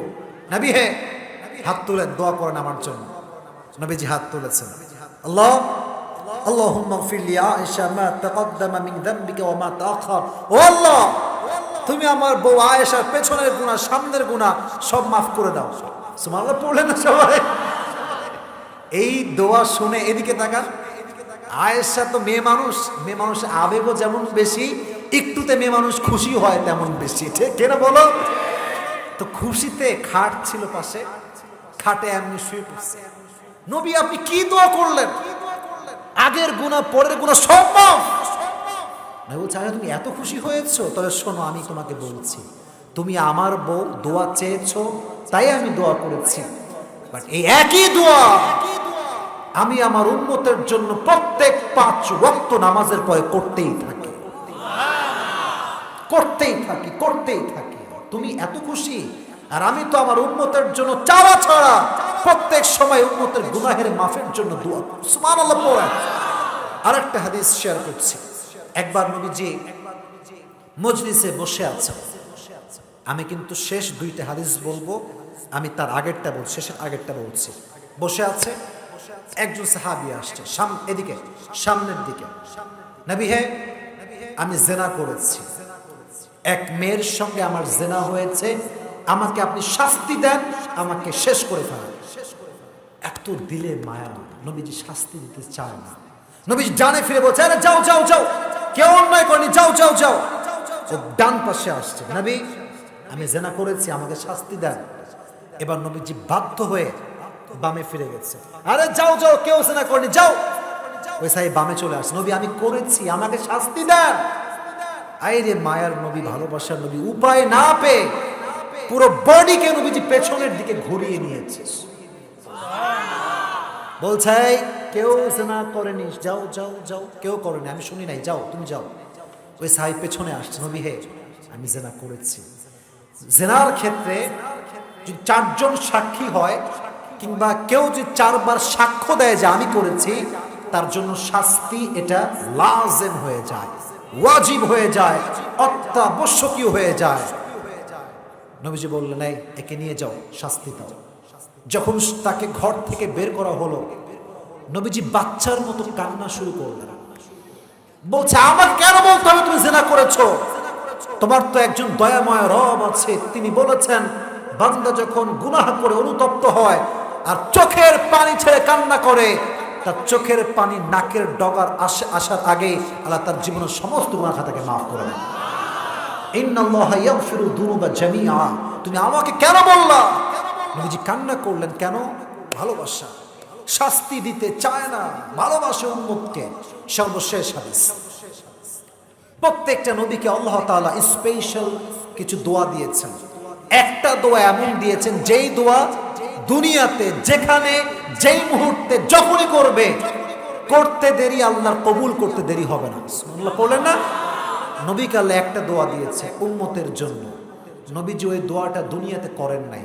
ইয়া রাসূলুল্লাহ, দোয়া করবেন না আমাদের জন্য? একটা দোয়া, কবুলিয়াতের দোয়া, যেটা কবুল হবেই হবে। বলছে আমি এখন করব না, কিয়ামতের দিন যখন আমার উম্মতরা ক্ষতিগ্রস্তের শামিল হয়ে যাবে, জাহান্নামের ফয়সালা হয়ে যাবে, তখন সেই দুনিয়ার দোয়াটা আমি আল্লাহর কাছে আখিরাতে করব। আমি আমার উম্মতকে নিয়ে একসঙ্গে জান্নাতে প্রবেশ করব। সুবহানাল্লাহ। তাহলে আমার আক্কেলপুরের ভাইয়েরা আমাকে এবার বলেন, নবীজির দয়া, মায়া, ভালোবাসা উম্মতের জন্য কম না বেশি? একটু ক্লিয়ার হোক, কম না বেশি? তাহলে আমার নবীকে আমরা ভালোবাসবো, কম না বেশি? মাথায় রাখবেন, আমাদের আদর্শের জায়গা মেসি নয়, নেইমার নয়, রোনালদো নয়, শাহরুখ খান নয়, সালমান খান নয়। আমাদের আদর্শের জায়গা শেষ নবী মুহাম্মদুর রাসূলুল্লাহ সাল্লাল্লাহু আলাইহি ওয়াসাল্লাম। ঠিক কেন বলো যুবক ভাইরা? আমাদের নবী হচ্ছে আমাদের ভালোবাসার জায়গা। এবার আমি পুরো ওয়াজ যা করেছি সারাংশ বলবো 5 মিনিটে। টাকাটা তো এখানে রাখা আছে ভাই, খুব মায়া লাগছে টাকার জন্য, তাও দিব, সমস্যা নাই। তাকবীর দেন, লিল্লাহি তাকবীর। এটা জাস্ট মজা করলাম। ভালোবাসা যেখানে আছে, এটা টাকা দিয়ে কখনো কম্পায়ার করা যায় না, ঠিক কিনা? ভালোবাসা হচ্ছে এমন জিনিস। তাহলে এবার আমাকে কেউ পেছন থেকে একটু উঠলে কিন্তু খবর আছে, দোয়া করে যাব, ওয়াদা করেছি আমরা সবাই ইনশাআল্লাহ। বলেন, আজকে নবীর জীবন থেকে কয়টা বিষয়ের কথা শুনেছি? হাত তুলে বলেন কয়টা? এবার হাত নামান। 1 নাম্বার ছিল, আমি এখন বলছি জাস্ট পুরস্কার যেন পাওয়া সহজ হয়, তাই সামারি অফ দ্য লেকচার, মানে সারাংশ বলছি।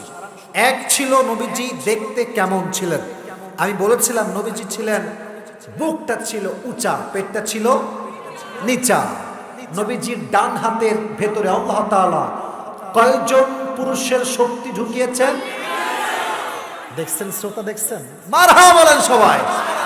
40 জন পুরুষের শক্তি ঢুকিয়েছেন। আর হাতের যেই তালু ছিল, এটা কিসের চাইতে মোলায়েম ছিল? রেশমের চাইতে বেশি মোলায়েম ছিল। নবীজির হাইট কেমন ছিল? না খুব গুঠো, না খুব লম্বা, দেখতেছেন কেমন? মিডিয়াম, মাশাআল্লাহ। নবীজির চুল কেমন ছিল? বলেন কি কাটিং? আর সামনে মাঝখানে কি ছিল? মারহাবা বললেন না সবাই? সর্বশেষ চুল নিয়ে কথা। পুরো জীবনে দাড়ি এবং চুল মিলে কয়টা চুল? তাকবীর দেন, লিল্লাহি তাকবীর। এবার আসেন আমার প্রিয় নবীজির, এদিকে আবেগ দিয়ে নয়, বিবেক দিয়ে কাজ করতে হবে, ঠিক আছে? নবীজির গায়ের রং কি কালো ছিল? কি ছিল? লাবণ্যময় ছিল। নবীজির কপালটা কেমন ছিল? চওড়া। নাক কি বোচা না লম্বা? সর্বশেষ কথা, নবীজির পিঠের এই লেফট সাইডে, বাম দিকে, এখানে কি ছিল? মোহরুন নবুয়া, শেষ নবীর সিল ছিল। সুবহানাল্লাহ পড়ুন সবাই। This was all about how was the prophet look like. Number 2 ছিল নবীর আচরণ কেমন। কি কেমন? আচরণের ক্ষেত্রে হাসান এবং হুসাইনের একটা হাদিস মাথায় রাখলেই চলবে। একটা হাদিস, কঠিন যেহেতু করতে আমি চাই না। হাসান এবং হুসাইন, একটা হাদিস বলছি, নবীজি সেজদায় ছিলেন, তার পিঠে কে ছিল? নবীজি উল্টায় ফেলাই দিয়েছেন, তাই না? কথা বলেন, ফেলাই দিছে? রেখে দিয়েছে। কেন? ভালোবাসার প্রমাণ দিয়েছে। বাচ্চাকে তুমি আজকে ভালোবাসবা, আগামীতে সে 5 ওয়াক্ত নামাজি যুবক হয়ে যাবে, ঠিক না? 1 নাম্বার হাদিস মাথায় রাখবেন। এখানে বলেছিলাম স্ত্রীদের ব্যাপারে হাদিস আচরণ কেমন হওয়া লাগবে। 1 বলেছিলাম বউকে যে ভালোবাসেন এটা প্রকাশ করতে হবে, 1। 2 হচ্ছে বউকে নিয়ে মাঝে মাঝে একটা বললেই আপনি পুরস্কার পেয়ে যাবেন। একজন কয়ে যায়, এই 12টা বেজে, তাই খুব রাত হয়ে গেছে নাকি ভাই? অনেক, যেহেতু 12:30 পর্যন্ত ওয়াজ হয়, কোনো সমস্যা হয় না, কিন্তু সময় দেখতেছি।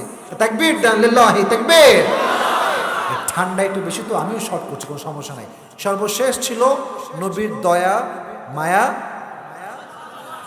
নবীর দয়া মায়া ভালোবাসা। একটা হাদিস মাথায় রাখবেন, এই হাদিসটা হচ্ছে এইরকম আমলের হাদিস।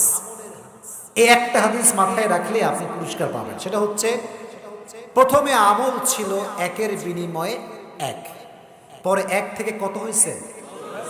প্রথমে আসছে 2, এক থেকে ডাবল, পরে আসছে মান জা বিল হাসানা ফালাহু আশরু আমসালিহা, একের বিনিময়ে 10। নবীজি বলছে I am not happy, give me more, I need more, বাড়ান না, জিদ উম্মতি, বাড়ায় দেন। আল্লাহ বললেন যান 10 নয়, 100-র নিচে নয়, এবার 700 গুণ বাড়ায় দিলাম। সুবহানাল্লাহ, মন খুলে পড়েন আপনারা। নবীজি বলছে আল্লাহ আরো বাড়ান। আল্লাহ বলছেন জানে, এবার কোনো সংখ্যার খেলাই বাদ, এবার যে সবর করবে সে বিনা হিসাবে জানে না। আচ্ছা, আল্লাহর কোনো অফার হবে? অফার, আল্লাহ বলছে হ্যাঁ অফার হবে। কি অফার? লাইলাতুল কদরি খায়রুম মিন আলফি শাহর, এক রাত জাগবে কদরের রাত, 1000 মাস ইবাদত করে যে সওয়াব হবে তার চেয়ে অধিক সওয়াব তার আমলনামায় আল্লাহ দান করবে। এই হাদিসটা মাথায় রাখবেন। কোন যুবক আছে যে যুবকটা আমার ওয়াজ শুনেছে এবং আমি প্রশ্ন করলে সে পারবে জবাব দেওয়ার জন্য? কে কে আছে দেখি? আচ্ছা, এই যে সাদা জুব্বা, আগে আসো। হ্যান্ড মাইক দিন তো একটা। হ্যান্ড মাইক কোথায়? হ্যান্ড মাইকটা। মাশাআল্লাহ, খুব ভালো লাগলো আপনারা এত রাত পর্যন্ত মনোযোগ দিয়ে ওয়াজ শুনেছেন। আসলে সত্য কথা হচ্ছে এই, শেষ ভালো যার। আমরা দেখবো আজকেও কতটুকু পারে। এটা তাকবীর। শোনেন, কেউ উঠলে কিন্তু এবার আমি ওরে বসাবো, কেমনে বসাইতে হয় এটা কিন্তু আমি খুব ভালো করে জানি। কেউ উঠবেন না, বেঈমানি করবেন না, ও জাস্ট বলবে, আমরা দোয়া করবো। রাজি আছেন তো ইনশাআল্লাহ? সবাইকে সালাম দাও একটা। আসসালামু আলাইকুম ওয়া রাহমাতুল্লাহি ওয়া বারাকাতুহু। এটা উত্তর হইল, আবার দাও সালাম। আসসালামু আলাইকুম ওয়া রাহমাতুল্লাহি ওয়া বারাকাতুহু। মাশাআল্লাহ, অ্যাক্টিভ থাকেন যুবক, তোমার কোনো ভয় নাই, সবাই তোমার সঙ্গে আছে। তুমি আক্কেলপুরের ছেলে না? তোমার বাচ্চা কোথায়? এখানে? তুমি তো মিয়া বীর পুরুষের সন্তান, তুমি কথা বলবো জোরে জোরে। তোমার নাম কি? হুজ্জাতুল্লাহ, হুজ্জাতুল্লাহিল বালিগ। মাশাআল্লাহ, বালিগ। এই তো কথা খুব জোরে বলতে হবে, বলো হুজ্জাতুল্লাহ। মাশাআল্লাহ। নবীজির জীবনের কয়টা বৈশিষ্ট্যের কথা বলেছি আমরা? 3টা বৈশিষ্ট্যের কথা বলেছি। এক নাম্বারটা বলো। 1 নম্বর, রাসূল সাল্লাল্লাহু আলাইহি ওয়াসাল্লাম দেখতে কেমন ছিলেন? মাশাআল্লাহ, মারহাবা বললেন না আপনারা সবাই? মারহাবা বলবেন, আমি বলার আগে, জবাব দেওয়ার সঙ্গে সঙ্গে এটা মারহাবা দিবেন, অগ্রিম এটা প্র্যাকটিস করেন। সবাই বলেন মারহাবা। বলেন যে আমার নবীজির হাতে কয়জন পুরুষের শক্তি ছিল? আল্লাহ রাসূলের ডান হাতে জান্নাতি 40 জন যুবকের শক্তি ছিল। মাশাআল্লাহ। এবার বলেন যে আমার নবীজির বুক এবং পেট কেমন ছিল? আল্লাহ রাসূল সাল্লাল্লাহু আলাইহি ওয়াসাল্লামের বুক ছিল উঁচু এবং পেট ছিল নিচু। এবার বলেন যে আমার নবীজির চেহারার রংটা কেমন ছিল? আল্লাহ রাসূলের চেহারা ছিল লাবণ্য। জোরে সোরে বলেন মারহাবা। আচ্ছা, তোমাকে সহজ করে প্রশ্ন করছি, নবীজির পেছনের চুলটা কেমন থাকতো বলো দেখি তো? রাসূল সাল্লাল্লাহু আলাইহি ওয়াসাল্লাম 3 ভাবে চুল রাখতেন। একটা কান বরাবর, আর একটা কানের মাঝ বরাবর, আর একটা ঘাড় বরাবর। মারহাবা বলা। এক্স্যাক্টলি সেম সে বলছে, খুব ভালো লাগলো। নবীজির চুলের সামনের কাটিংটা কেমন ছিল প্রিয় ভাই? রাসূল সাল্লাল্লাহু আলাইহি ওয়াসাল্লামের সামনের কাটিংটা ছিল সিঁথি, মাঝখানে সিঁথি। মারহাবা বলেন। শেষ কথা চুলের ক্ষেত্রে বলো তো, পুরো জীবন নবীজি মোট চুল কয়টা পেকেছিল? রাসূল সাল্লাল্লাহু আলাইহি ওয়াসাল্লামের ৬৩ বছর জীবনে মোট 20-এর উপরে চুল পাকেনি। এটা পারবে ভাই, আমার তো টাকা পয়সা লস। খুব ভালো, এটা তাকবীর দেন, লিল্লাহি তাকবীর। খুব ভালো পারফরমেন্স করছে। এবার যুবক ভাই বলো। হ্যাঁ, টুপি না, টুপি না, আবেগ দিয়ে না, বিবেক দিয়ে কাজ করতে হবে। টুপি একটা নিয়ে আসছি মিয়া, এখান থেকে যাবো কুড়িগ্রামে, আমার টুপি খেয়ে দিবে আমাকে, বললেই হবে নাকি? আচ্ছা যাবেন, কথা বলেন, একদম চুপ, একদম keep quiet and keep silent. মুঝে মেরা কাম করনে দো ইয়ার, আমি কাজ করি। এবার বলো যে নবীজির কপালটা কেমন ছিল? রাসূল সাল্লাল্লাহু আলাইহি ওয়াসাল্লামের কপাল ছিল প্রশস্ত। মারহাবা বলেন সবাই। নবীজির নাক কেমন ছিল? নাক ছিল উঁচু, মানে লম্বা। মারহাবা বলেন। সর্বশেষ বলো, নবীজির পিঠের বাম পাশে কি ছিল? রাসূল সাল্লাল্লাহু আলাইহি ওয়াসাল্লামের পিঠের বাম পাশে ছিল মোহরে নবুয়ত। অনেক পেরেছো, মাশাআল্লাহ, খুব ভালো লাগলো। বলো 2 নাম্বার বৈশিষ্ট্য কি ছিল? রাসূল সাল্লাল্লাহু আলাইহি ওয়াসাল্লামের 2 নম্বর বৈশিষ্ট্য ছিল আচার-আচরণ ব্যবহার। আমি বলেছি সহজ করে যে হাসান এবং হোসেনের ক্ষেত্রে আমি 3টে হাদিস বলেছি। তোমার যে কোনো একটা হাদিস যেটা মাথায় আছে ওইটা বললে তোমার পুরস্কার, সমস্যা নেই। বলো যে কোনো একটা হাদিস বলো। একবার রাসূল সাল্লাল্লাহু আলাইহি ওয়াসাল্লাম হযরত একবার রাসূল সাল্লাল্লাহু আলাইহি সাল্লাম নামাজ পড়তেছিলেন, এমন তো অবস্থায় সেজদা থেকে তিনি উঠতেছেন। সাহাবায়ে কেরাম এখন চিন্তায় পড়ে গেলেন যে আল্লাহ রাসূল সেজদা থেকে উঠতেছে না কেন। এক সাহাবী যখন তাকে একটু উঁচু হয়ে দেখলো, তখন দেখে যে রাসূল সাল্লাল্লাহু আলাইহি ওয়াসাল্লামের পিতা হাসান এবং হুসাইন, তখন তিনি আল্লাহর রসুলের পিঠের দিকে একটু হাত বাড়ান যাতে হাসান হুসাইনকে সরায় রাখতে পারে। তখন আল্লাহ রসুল সাল্লাল্লাহু আলাইহি সাল্লাম হাত দ্বারা তার হাতটা ধরেন, এর দ্বারা ইশারা দেন কিন্তু কথা বলেন না। ও তো কনফার্ম পুরস্কার পাবে আজকে। আচ্ছা, খুব ভালো, এটা শেষ, ঠিক আছে। আমি বলেছিলাম নবীজির বউদের কথা, হ্যাঁ, দুইটা মেসেজ দিয়েছিলাম, যাদের বউ আছে দুইটা আমল বেশি বেশি করতে হবে। 1 নাম্বার 2 নাম্বার কি বলো দেখি তো। রাসূল সাল্লাল্লাহু আলাইহি সাল্লাম আপনি বলেছেন বউদের ব্যাপারে, সেটা হচ্ছে যে বউদেরকে বেশি বেশি ঘুরতে নিয়ে যাও। হ্যাঁ, মারহাবা বলেন। আরেকটা, হ্যাঁ, লজ্জা পাস না বাবা, বল বাবা বল। বউয়ের সাথে রোমান্টিক বল, আরে বউরে বলবে আই লাভ ইউ, বল, লজ্জা কোথায়? ঠিক কেন বলছো? বউকে বলতে হবে যে আই লাভ ইউ, এটা বলতে কোনো লজ্জা নাই। যে বউরে ভালোবাসি বলতে পারে সে তো বীর পুরুষের সন্তান, ঠিক কিনা বল? ও পারছে, বাট বলতে লজ্জা পাচ্ছে, ঠিক আছে। এই চ্যাপ্টার ক্লোজ। বলো নবীজির 3 নাম্বার বৈশিষ্ট্য আজকে যা শুনেছি সেটা কি ছিল? 3 নম্বর বৈশিষ্ট্য ছিল উম্মতের জন্য রাসূল সাল্লাল্লাহু আলাইহি ওয়াসাল্লামের দরদ, ভালোবাসা। মারহাবা বলো যে নবীজির ভালোবাসার ক্ষেত্রে অনেকগুলো হাদিস বলেছি, একটা হাদিস তোমার যেটা মাথায় আছে বলো। রাসূল সাল্লাল্লাহু আলাইহি সাল্লামের এক সাহাবী জিনা করেছে। এই সাহাবী রাসূল সাল্লাল্লাহু আলাইহি সাল্লামকে এসে বলে যে ইয়া রাসূলুল্লাহ, আমি তো জিনা করেছি, আমাকে শাস্তি দিন। রাসূল সাল্লাল্লাহু আলাইহি সাল্লাম বললেন যে যাও, আমি কোনো জিনার কথা শুনি না, কারো কথা শুনি, কেউ জিনা করে না। তারপর রাসূল সাল্লাল্লাহু আলাইহি সাল্লাম মেয়ের সামনে আসলেন, রাসূল সাল্লাল্লাহু আলাইহি সাল্লাম ডান দিকে গেলেন। তখন সাহাবী আবার বললেন ডান দিকে গিয়ে যে ইয়া রাসূলুল্লাহ, আমি জিনা করেছি, আমাকে শাস্তি দেন। এরপর রাসূল সাল্লাল্লাহু আলাইহি সাল্লাম বাম দিকে তাকালেন এবং বললেন যাও, আমি জিনার কথা শুনি না, কেউ জিনা করে না। পরে রাসূল সাল্লাল্লাহু আলাইহি সাল্লাম পরে সাহাবী আবার এসে বলেন ইয়া রাসূলুল্লাহ, আমি জিনা করেছি, আমাকে শাস্তি দিন। এরপর রাসূল সাল্লাল্লাহু আলাইহি সাল্লাম আবার পিছনের দিকে তাকালেন এবং বললেন যাও, আমি কিছু জেনার কথা শুনিনি, তুমি চলে যাও। রাসূল সাল্লাল্লাহু আলাইহি সাল্লাম সেই সাহাবী বললেন ইয়া রাসূলুল্লাহ, আমি জেনা করেছি, আমাকে শাস্তি দেন। এর দ্বারা যে চারবার কোনো ব্যক্তি যদি জেনার কথা নিজভাবে স্বীকার করে, তাহলে তার উপর জেনার শাস্তিটা লাজিম হয়ে আসে, অথবা 4 জন কোনো সাক্ষী দিলেন। এই কারণে রাসূল সাল্লাল্লাহু আলাইহি ওয়াসাল্লাম তাকে শাস্তির জন্য বললেন যে যাও, তাকে শাস্তির জন্য নিয়ে যাও।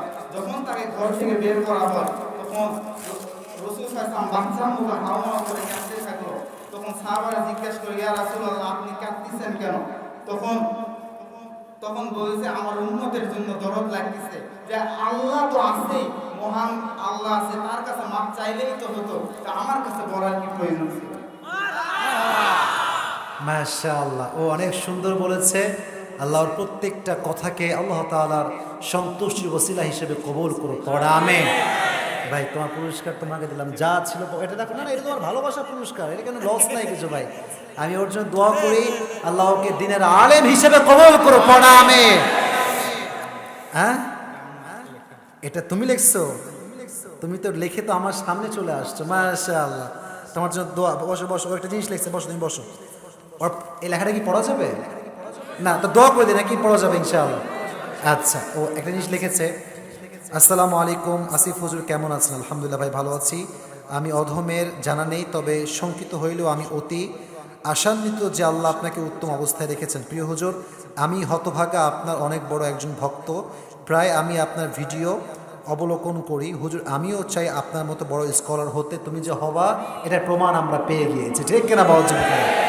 ব্রেইন খুবই অ্যাক্টিভ, কারণ জেনার যে হাদিসটা, শেষের যে হাদিসটা, এটা বলা একটু টাফ, কারণ চারদিকে ও আসছে এবং আসার পর নবীজি কি করেছেন এবং কয়েকটা সাক্ষী হলে জেনার হদ লাজিম হয়, এটা কিন্তু বলা এতটা সহজ ছিল না।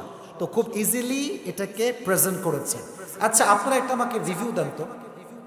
আমি উঠেছি প্রায় 10টা, 10:30টার পরে।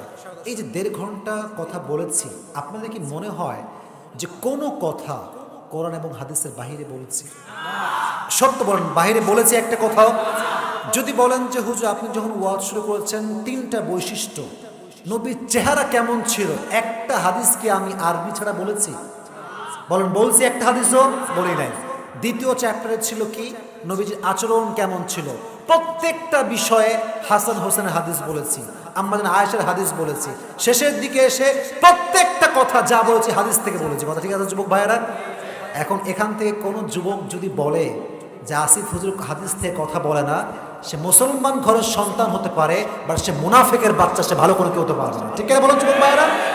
ভেতরে জ্বালা বাদ দাও যুবকেরা, যারা ফুল ওয়াজ না শুনে ওই টিকটকে 30 সেকেন্ডের ভিডিও দেখে মন্তব্য করো, তোমার মন্তব্য কোনো আসিফের গন্তব্য ঠেকাতে পারবে না। ঠিক না বল? বেটা পুরো ওয়াজ শুনতে হবে। তুমি এখানে টিকটক চালাবা সারাদিন, আর ওই ইনস্টাগ্রাম দেখবা 30 সেকেন্ডের ভিডিও। আমার 30 সেকেন্ডের ওয়াজ করি না, আমার 1.5 ঘন্টা ওয়াজ করি। ঠিক না বলেন? মন্তব্য করলে পুরো ওয়াজ শুনে মন্তব্য করবা। 30 সেকেন্ডের টিকটক ভিডিও, তো টিকটকের কাজ তো এইটা। পুরো ওয়াজ করবো হাদিস থেকে, যখন প্রেম নিয়ে একটা কথা বলবো টিকটকে ওইটাই ভাইরাল হয়ে যাবে। হাদিসের কথা ভাইরাল হয় না টিকটকে, টিকটক জায়গাটাই হচ্ছে এরকম। তো যেই যুবকদের মনে মুনাফিকি আছে, মুনাফিকি পরিবর্তন করো। মাথায় রাখবা, যার হৃদয়ে মুনাফিকি আছে সে মুসলমান ঘরের প্রকৃতপক্ষের সন্তান হতে পারে না। ঠিক কেনা বলো যুবকেরা? আল্লাহ আমাদেরকে বোঝার তৌফিক দান করো, সকলে পড়া আমিন।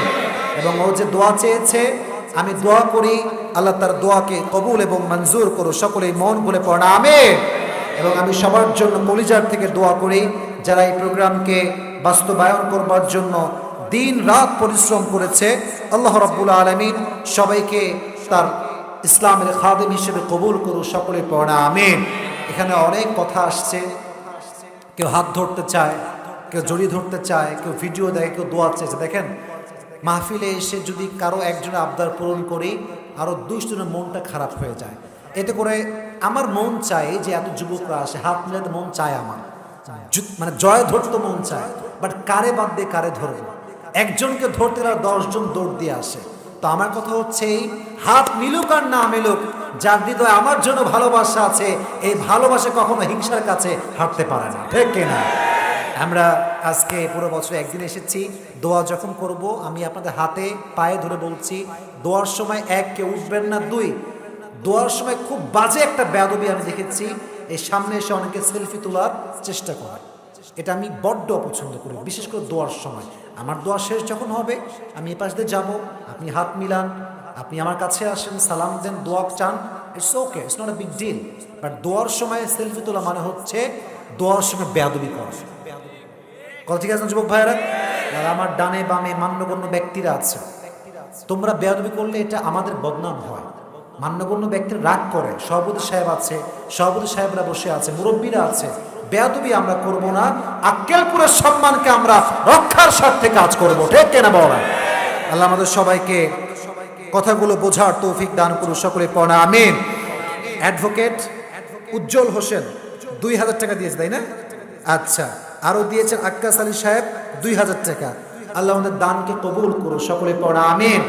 যে দান তারা করেছে, আল্লাহ তার সন্তুষ্টির ওয়াসিলা হিসেবে কবুল এবং মঞ্জুর করো, সকলে পড়া আমিন। তোমরা উঠছো কেন? একজন উঠবা না, বসো বসো বসো, কারণ নামে দোয়া করতে হবে। সভাপতি সাহেব কেউ রিসেন্টলি মারা গেছে, তার নামে দোয়া করতে হবে, বা এরকম কেউ কি আছে? সবার জন্য দোয়া করলে হয়ে যাবে, সবার জন্য দোয়া করলে হবে ইনশাআল্লাহ। সবার জন্য দোয়া করছি, ঠিক আছে ইনশাআল্লাহ। আল্লাহুম্মা সাল্লি আলা মুহাম্মাদ ওয়া আলা আলি মুহাম্মাদ কামা সাল্লাইতা আলা ইব্রাহিম ওয়া আলা আলি ইব্রাহিম ইন্নাকা হামিদুম মাজিদ। কথা বলবেন আপনি স্যার? কথা বললে আপনি বলতে পারেন, কোনো সমস্যা, এটা আপনার ইচ্ছা। আচ্ছা ঠিক আছে, ঠিক আছে। না না ভাই, আর কোনো কথা বলবেন না প্লিজ, কোনো কথা বলবেন না। আলহামদুলিল্লাহি রাব্বিল আলামিন, ওয়াসসালাতু ওয়াসসালামু আলা সাইয়্যিদিল আমবিয়াই ওয়াল মুরসালিন ওয়া আলা আলিহি ওয়া আসহাবিহি আজমাইন। আল্লাহ রাব্বুল আলামিন, গভীর অন্ধকার রাতে তোমার শাহী দরবারে হাত তুলেছি আল্লাহ, মেহেরবানি করে যারা আমরা এই 1.5 ঘন্টা যাবত কষ্ট করে বসে শীতের ভেতরে ওয়াজ শুনেছি আল্লাহ, আমি অধমের অনেক কথা ভুল হতে পারে আল্লাহ, মেহেরবানি করে আল্লাহ ভুল ত্রুটিগুলো মাফ করে দিয়ে আমাদের সবাইকে তুমি সঠিক কথা অনুযায়ী আমল করার তৌফিক দান করে দাও আল্লাহ। আল্লাহ রাব্বুল আলামিন, দয়া করে মেহেরবানি করে আমরা যা তোমার শাহী দরবারে হাত তুলেছি, আমাদের অনেকের ভাই হারা, অনেকের মা হারা, অনেকের বাবা হারা আল্লাহ, যার পক্ষ থেকে যাদের জনম দুঃখিনী আম্মা জান, জনম দুঃখী আব্বা জান বিদায় নিয়ে অন্ধকার কবরে চলে গিয়েছে, তাদের সকলের কবরকে তুমি জান্নাতের টুকরা হিসেবে কবুল এবং মঞ্জুর করে নাও আল্লাহ। আমার সঙ্গে সবাই রবের শেখানো দোয়া পড়েন, সকলেই মন খুলে পড়েন।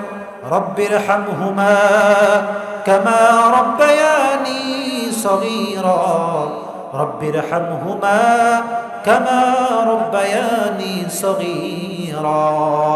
আল্লাহ রাব্বুল আলামিন দয়া করে মেহেরবানি করে আমার সঙ্গে অনেক কলিজার টুকরা যুবক ভাইরা হাত তুলেছে আল্লাহ, দূর দূরান্ত থেকে তারা আসছে আজকে ওয়াজ শোনার জন্য আল্লাহ।